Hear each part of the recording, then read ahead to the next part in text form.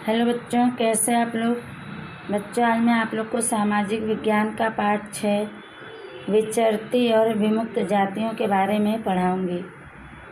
चलिए पढ़ते हैं। भारत विविधतापूर्ण सांस्कृतिक विरासत वाला देश है। राष्ट्र की भौगोलिक विविधता देखते हुए समग्र राष्ट्र को एक सूत्र में बांधने का भगीरथ कार्य अनेक रूपों में हुआ है। हमसे भिन्न भाषा या रहन सहन वालों के प्रति भी हम अपनेपन की भावना से जुड़े हुए हैं। इस तरह विविध संस्कृतियों को जोड़ती विचरती और विमुक्त जातियों के संबंध में हम अध्ययन करेंगे। यह करें कि हमारा जो भारत है अनेकता रखने वाला, अनेकता से पूर्ण भरा हुआ सांस्कृतिक विरासत यानी धरोहर वाला देश है। भारत की जो बनावट है, भौगोलिक बनावट, उसमें अनेकता देखते हुए, अंतर देखते हुए पूरे देश को एक सूत्र में यानी एक साथ बांधने का भगीरथ यानी कठिन कार्य अनेक रूपों में हुआ है। हमसे जो अलग भाषा बोलने वाले, रहने वाले, व्यवहार करने वाले हैं, ऐसे लोगों के प्रति भी हमें अपनेपन की भावना से जुड़े हुए हैं। इस तरह अलग अलग संस्कृति को जोड़ती विचरती और विमुक्त जातियों के विषय में हम पढ़ेंगे और जानेंगे।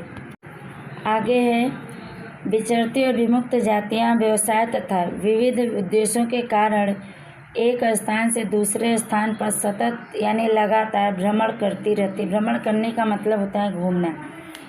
1857 ईस्वी के विलय में इन जातियों की भूमिका देखकर तत्कालीन अंग्रेज सरकार ने इन जातियों को अन्य समुदाय से अलग करने के लिए 1871 ईस्वी में क्रिमिनल ट्राइब्स एक्ट 1871 के अंतर्गत कई जातियों पर झूठे आरोप लगाकर गुनाहगार समुदाय घोषित कर दिया। इस दुष्प्रचार की सच्चाई सामने आने में बहुत समय लगा। भारत सरकार ने स्वतंत्रता के बाद 1952 ईस्वी में इस काले कानून में से इन जातियों को मुक्त किया। इन्हें विमुक्त जाति के रूप में सम्मान मिला। विचरती और विमुक्त जातियां व्यवसाय के लिए अलग अलग उद्देश्यों के कारण एक स्थान से दूसरे स्थान पर लगातार घूमती रहती थीं। 1857 ईस्वी के विलय में इन जातियों की रोल को देखकर उस समय के अंग्रेज सरकार ने इन जातियों को दूसरे समुदाय से अलग करने के लिए 1871 ईस्वी में क्रिमिनल ट्राइब्स एक्ट 1871 के दौरान कई जातियों पर गलत आरोप लगाकर उन्हें गुनाहगार समुदाय घोषित कर दिया। इस बुरे प्रचार की सच्चाई सामने आने में बहुत समय लग गया। भारत सरकार ने आज़ादी के बाद 1952 ईस्वी में इस काले कानून से इन जातियों को आज़ाद किया। इन्हें विमुक्त जाति के रूप में सम्मान यानी प्रतिष्ठा मिला। आगे है, विचरती और विमुक्त जातियां लाक्षणिकता और जीवनशैली। उनके लक्षण यानी पहचान क्या थी और उनके जीवन जीने का तरीका क्या था, इसके बारे में हम पढ़ते हैं। कई जातियां जीवन निर्वाह के लिए एक जगह से दूसरी जगह निरंतर यानी लगातार घूमती रहती थी, जिन्हें हम विचरती या विमुक्त जातियां कहते हैं। लगभग समग्र भारत में फैली यह जाति छोटे मोटे व्यवसाय करके जीवन निर्वाह करती थी। उनका जीवन ज़्यादातर वन्य संसाधन और पशुपालन पर आधारित था। वन्य संसाधन यानी वन से जुड़े जो साधन थे, स्रोत थे, उन पर, और पशु को पालने पर आधारित था। विचरित और विमुक्त जाति के लोग अपने पशुओं के साथ दूर दूर तक घूमते रहते थे। वे अस्थायी किसानों के पास से अनाज, कपड़ा, बर्तन और अन्य वस्तुओं के लिए ऊन, घी वगैरह वस्तुओं का विनिमय भी करते थे। कई विचरती जातियां जानवरों पर सामान लादकर एक जगह से दूसरी जगह ले जाकर वस्तुओं का क्रय विक्रय करती थीं। इनके बारे में बताया गया है कि कई जातियां जीवन यापन के लिए एक जगह से दूसरी जगह लगातार घूमती रहती थी, जिन्हें हम विचरती या विमुक्त जातियां कहते हैं। लगभग पूरे भारत में फैली यह जाति छोटे मोटे व्यवसाय करके अपने जीवन को व्यतीत करती थी। उनका जीवन ज़्यादातर वन से मिले संसाधन यानी स्रोत और पशुपालन पर आधारित था, निर्भर था। विचरती और विमुक्त जाति के लोग अपने पशुओं के साथ साथ दूर दूर तक घूमते रहते थे। वे अस्थायी यानी जो एक जगह स्थिर हो गए थे। ऐसे किसानों के पास से अनाज, कपड़ा, बर्तन और अन्य दूसरे वस्तुएं लेते थे और उनके लिए ऊन, घी और अनेक वस्तुओं का विनिमय भी करते थे, यानी लेन देन, आदान प्रदान करते थे। कई विचरती जातियां जानवरों पर सामान लादकर एक जगह से दूसरी जगह ले जाकर वस्तुओं का क्रय विक्रय करती थी, यानी खरीदना और बेचना करती थी। कई विचरती विमुक्त जातियां भेड़, बकरी, घोड़ा, गाय, भैंस, गधा, ऊँट, भैंसा, बैल वगैरह के व्यापार के साथ भी जुड़ी थी। विविध जाति के छोटे बड़े फेरी वाले का मतलब होता है जो एक जगह से दूसरे जगह घूम घूम के अपने सामानों को बेचते हैं। एक गांव से दूसरे गांव जाकर रस्सी, घास की चटाई और बड़े थैले बेचते थे। कई विचरती विमुक्त जातियों में कांगसिया और मोडवानों का समावेश होता था, जो चूड़ी और सौंदर्य प्रसाधनों के व्यापार के साथ जुड़े थे। आगे यहाँ बताया गया है कि कई विचरती विमुक्त जातियाँ जो थीं वो भेड़, बकरी, घोड़ा, गाय, भैंस, गधा, ऊँट, भैंसा, बैल आदि के व्यापार के साथ भी जुड़ी हुई थी। इनके भी व्यापार करती थीं। अलग जातियों के छोटे बड़े फेरी वाले एक गांव से दूसरे गांव में जाकर रस्सी, घास की चटाई, बड़े थैले बेचते थे। कई विचरती विमुक्त जातियों में कांगसिया और मोडवानों का भी नाम आता है, जो चूड़ी और सौंदर्य प्रसाधनों यानी सुंदरता सजावट के सामानों के व्यापार के साथ जुड़े हुए थे। आगे है, इन जातियों की विशिष्ट पहचान यह थी कि उनकी भाषा और सामाजिक बातें तथा रहन सहन भी समान रहता था। अस्थायी समाज व्यवस्था के अभाव में अन्य समाजों की अपेक्षा भिन्न कक्षा का जीवन जीते थे। सांसी, कंजर जैसी जातियां तथा बंजारा, कर्कमुंडी, हिरण शिकारी जैसे समूहों को विचरती और विमुक्त जातियों में रखकर उनके विकास के लिए सरकार ने विशेष कदम उठाए हैं। उनके विकास के लिए और उनकी संस्कृति के संरक्षण यानी सुरक्षा के लिए सरकार ने उन पर विशेष अध्ययन करवाकर यानी जानकारी लेकर 2008 ईस्वी में एक विस्तृत यानी बहुत बड़ा अहवाल अर्थात रिपोर्ट तैयार करवाया है। उन्हें संवैधानिक रूप से यानी कानूनी रूप से विचरते और विमुक्त जातियों का दर्जा यानी स्थान देकर मानव अधिकार देने का प्रयत्न यानी प्रयास किया है। आगे बताया गया है कि इन जातियों की खास पहचान यह थी कि उनकी बोली और सामाजिक बातें तथा रहन सहन भी एक समान एक जैसा था। अस्थायी समाज व्यवस्था की कमी में ये दूसरे समाजों की तुलना में अलग तरह की जीवन जीते थे। सांसी, कंजर जैसी जातियां तथा बंजारा, कर्कमुंडी, हिरण शिकारी जैसे समूहों को विचरित और विमुक्त जातियों में रखकर उनके प्रगति के लिए सरकार ने खास कदम उठाए, फैसले लिए।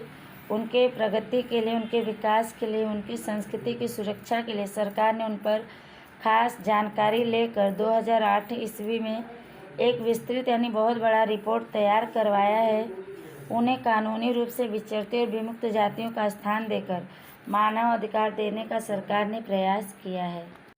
आगे है कि भारत की विचरती जातियों में अघोरी, बहुरूपी, बंजारा, बरंडा, भामटा, भोवी, चितोडिया, हेलवा, ईरानी, जातिगर, कोटवालिया, बैरागी, पारधी, तलवार, कामती आदि का समावेश होता है। ये सभी जातियाँ भारत की विचरती जातियों में आती हैं। आगे पढ़ेंगे, गुजरात में विचरती जातियों में बजाड़िया, गारुड़ी, बांसफोड़ा, भवैया, रावलिया, कांगसिया, चामठा, सलाट आदि जातियों का समावेश होता है। तो विमुक्त जातियों में छारा, डफेर, मियाड़ा, वाघेर, देवी पूजक, संडी वगैरह का समावेश होता है।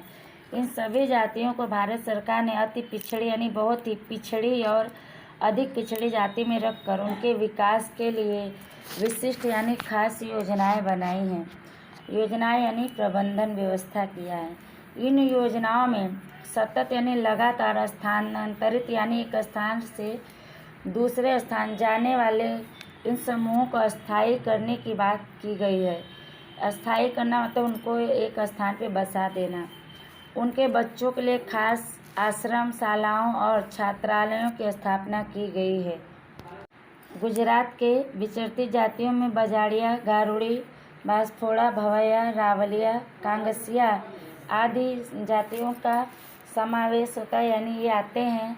और विमुक्त जातियों में छारा, डफेर, मियाड़ा, वाघेड़, देवी पूजक, संधि आदि का नाम आता है। इन सभी जातियों को भारत सरकार ने बहुत ही अत्यधिक पिछड़ी जाति में रखकर उनके विकास के लिए खास प्रबंध किया, व्यवस्था किया है। इन योजनाओं में लगातार बदलाव होने वाले इन समूहों को स्थानांतरित यानी एक स्थान से दूसरे स्थान जाने वाले इन जातियों के समूहों को एक स्थान पर बसा देने की बात की गई है।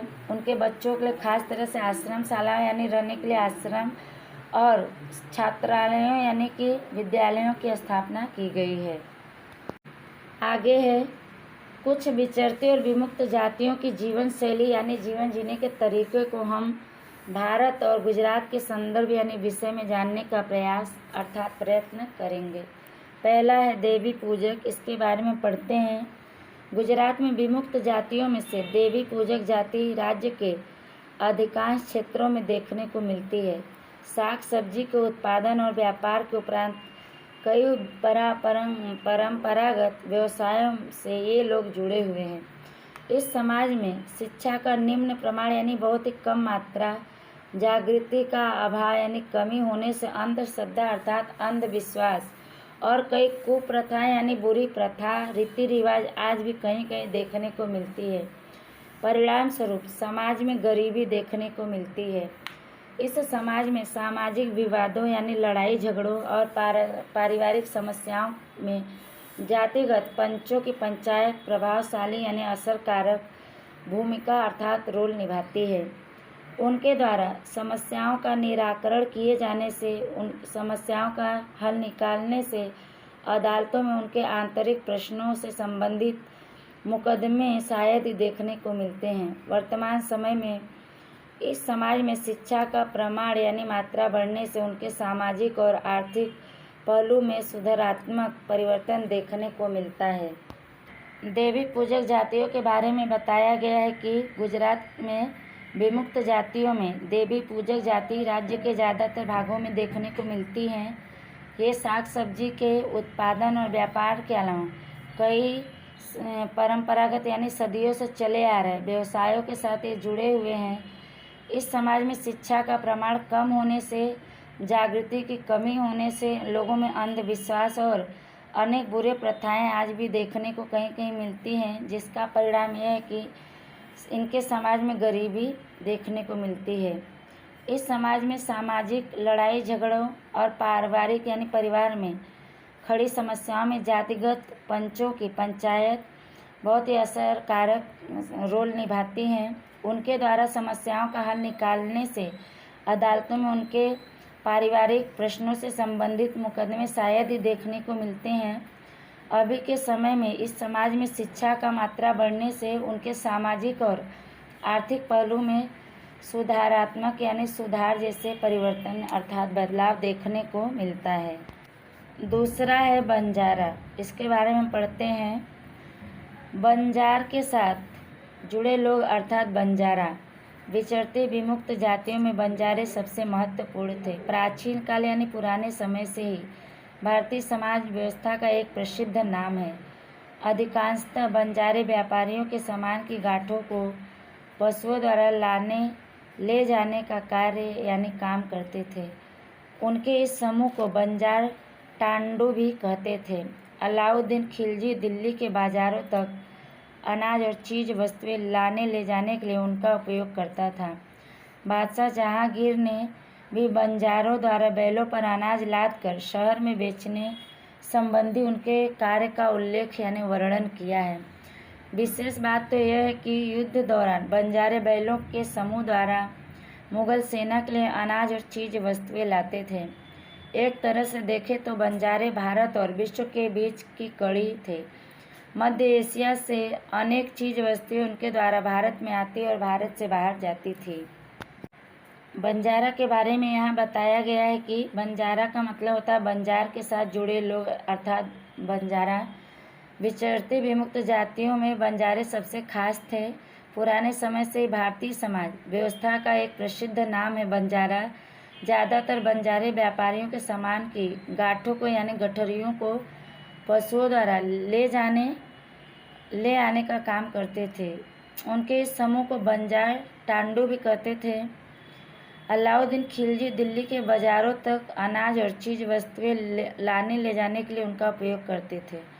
बादशाह जहांगीर भी बंजारे द्वारा बैलों पर अनाज लाद कर शहर में भेजने के संबंध में उनके कार्य का वर्णन किया है। और ख़ास बात करें यह कि युद्ध के समय बंजारे बैलों के समूह यानी उनके दल द्वारा मुग़ल सेना के लिए अनाज और चीज़ वस्तुएं लाते थे। और इस तरह देखें तो बंजारे भारत और विश्व के बीच की कड़ी थे। मध्य एशिया से अनेक चीज़ वस्तुएं उनके द्वारा भारत में आती थी और भारत से बाहर भेजी जाती थी। आगे है वे भारत, पाकिस्तान और अफ़गानिस्तान तक देखने को मिलते हैं। अंग्रेज़ों के शासन के बाद यह समाज बिखर गया यानी फैल गया। गरीब बंजारे चूड़ी कंघी के व्यापारी हो गए तो कुछ मजदूर हो गए, कुछ मिट्टी के कार्य से भी जुड़ गए। जबकि स्वतंत्र भारत में शिक्षा और अन्य योजनाकीय लाभ लेकर वे विकसित हुए हैं। आगे बंजारों के बारे में बताया गया है कि ये भारत, पाकिस्तान और अफ़गानिस्तान तक देखने को मिलते हैं। ये लोग फैले हुए हैं अनेक देशों में। अंग्रेज़ों के शासन के समय यह समाज बिखर गया यानी टूट गया, जगह जगह ये फैल गए। कुछ गरीब बंजारे चूड़ी कंघी के व्यापारी हो गए यानी इसका व्यापार करने लगे, तो कुछ मजदूरी करने लगे, कुछ मिट्टी के काम से जुड़ गए। जबकि भारत जब आज़ाद हुआ तो उस समय कुछ शिक्षा और अन्य योजना का लाभ लेकर विकसित हुए यानी उनका विकास हुआ। आगे है अन्य विचरती और विमुक्त जातियाँ। तीसरा है मालधारी। इनके बारे में पढ़ते हैं।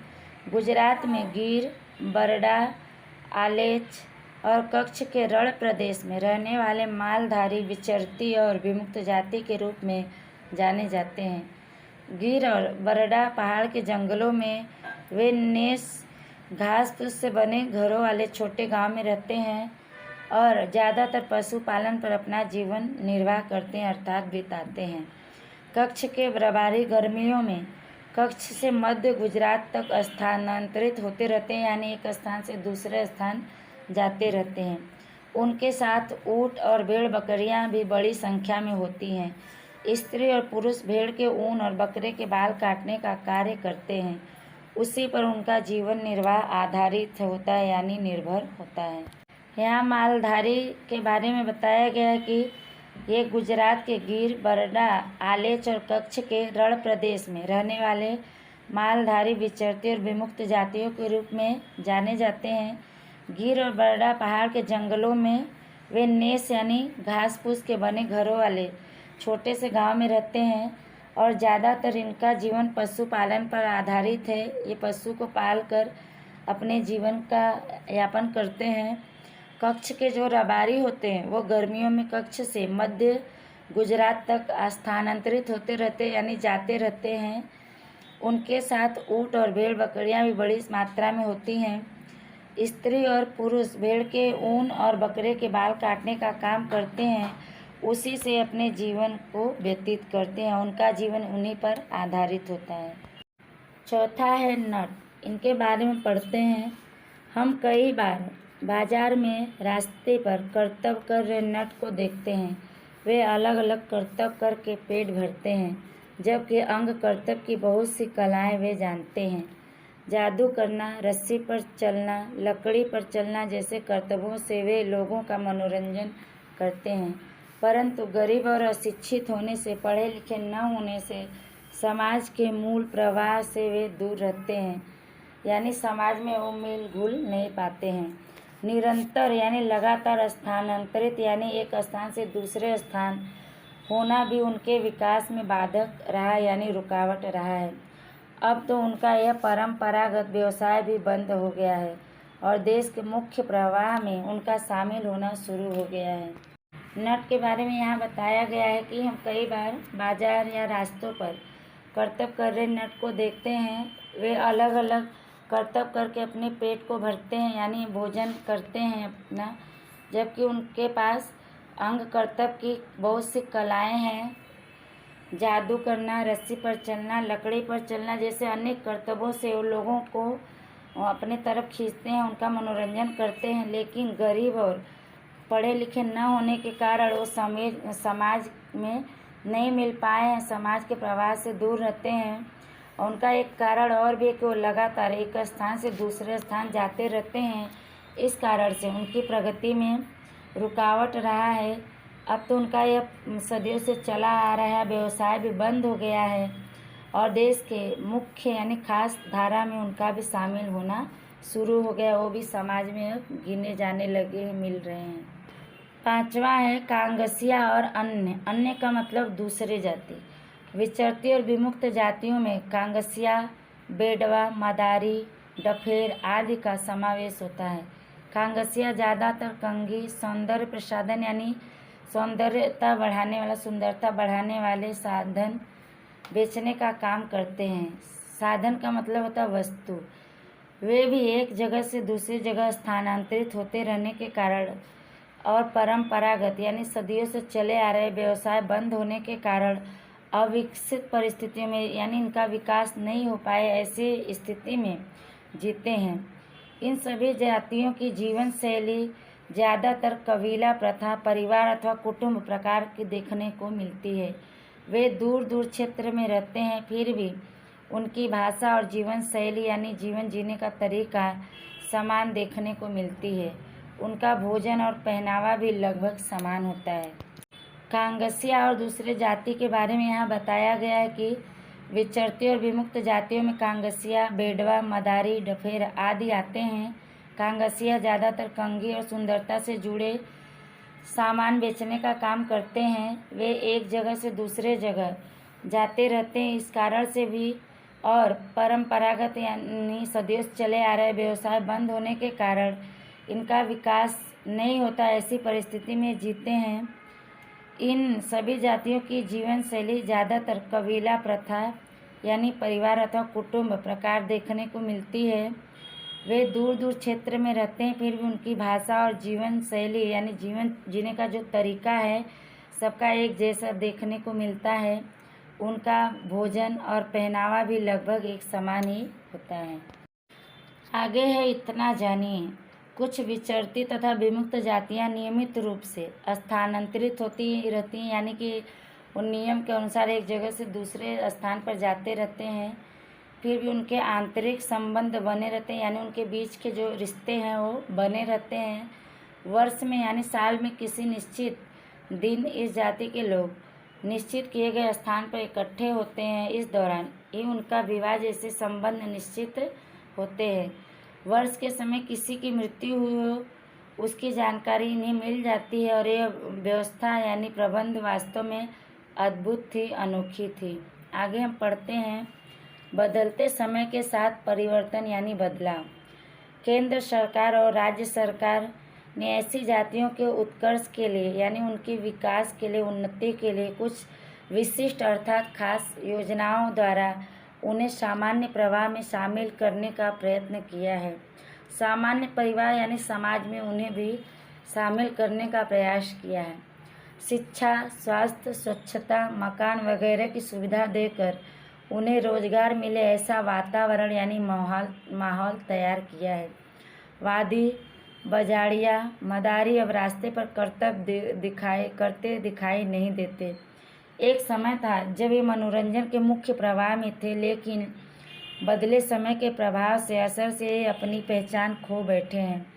सरकार ने विज्ञान और टेक्नोलॉजी के साथ उन्हें जोड़कर समुचित विकास का प्रयत्न किया है, परंतु अभी भी शिक्षा और जागृति के अभाव में विचरती और विमुक्त जातियों में गरीबी और बेरोजगारी देखने को मिलती है। इससे पता चलता है कि उनके उत्थान के लिए यानी उनके विकास के लिए विशेष प्रयत्न की आवश्यकता यानी ज़रूरत है। आगे बताया गया है कि केंद्र सरकार और राज्य सरकार ने ऐसी जातियों के विकास के लिए कुछ खास योजनाओं द्वारा उन्हें समाज में शामिल करने का प्रयास किया है, जैसे कि शिक्षा, स्वास्थ्य, स्वच्छता, मकान आदि की सुविधाएं देकर उन्हें भी रोजगार मिले, काम धंधे मिले ऐसा वातावरण बनाया है। वादी बजाड़िया मदारी अब रास्ते पर करतब दिखाते नहीं देते हैं। एक समय था जब ये मनोरंजन के प्रवाह में यानी क्रम में आते थे, लेकिन बदलते समय के असर के कारण ये अपनी पहचान खो बैठे हैं। इनका पहचान ख़त्म हो गया है। सरकार ने विज्ञान और टेक्नोलॉजी के साथ इन्हें भी जोड़कर इनका हर तरह से विकास करने का प्रयास किया है, इनको भी आगे लाने का प्रयत्न किया है। परंतु अभी भी शिक्षा की कमी और इनके अंदर जागृति की कमी के कारण विचरती और विमुक्त जातियों में गरीबी और बेरोजगारी देखने को मिलती है, जिससे यह मालूम होता है कि उनके विकास के लिए खास प्रयास की आवश्यकता है। बच्चों, यह पाठ आपका समाप्त हुआ। आगे का पाठ आगे के वीडियो में पढ़ाया जाएगा। वीडियो को आप लोग ध्यान से सुनिएगा, तब समझ में आएगा। तब तक के लिए धन्यवाद।